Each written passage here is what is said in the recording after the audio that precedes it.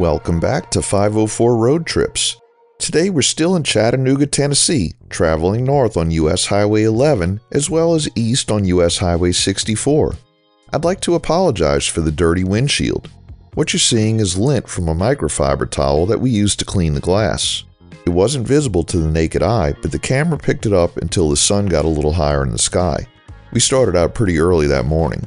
We're driving through an area of Chattanooga east of Missionary Ridge with neighborhood names like Brainerd, Brainerd Village, and Brainerd Hills, and the local road name here for US 11 is Brainerd Road. All of these were named for David Brainerd, a Christian missionary who established a mission here in the 1700s to educate and convert the local natives. This area is a huge residential development, with US 11 and 64 being the primary commercial corridor.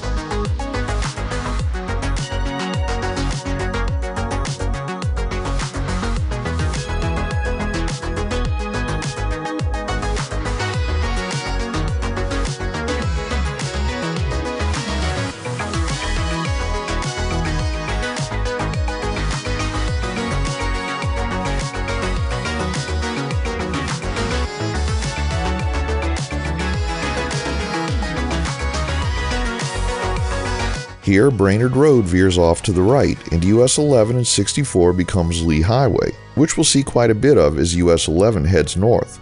As seen in our previous series, west of Chattanooga, Lee Highway follows US Highway 72 through Alabama and part of Mississippi.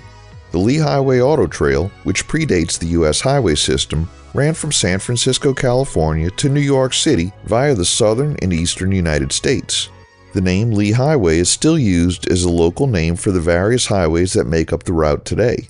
We're due south of the Chattanooga Metropolitan Airport. If you've ever tried to book an inexpensive hotel room in Chattanooga, it was probably in this area, with its close proximity to the airport and being near the eastern edge of town. And the quality of those hotels is hit or miss.